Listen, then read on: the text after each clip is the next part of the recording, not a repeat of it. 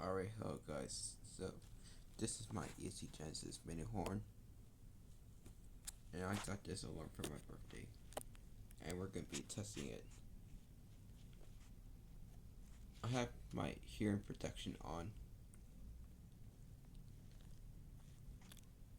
If you don't have hearing protection on, then this can cause eardrum damage. Now let's begin. In 3, 2, 1.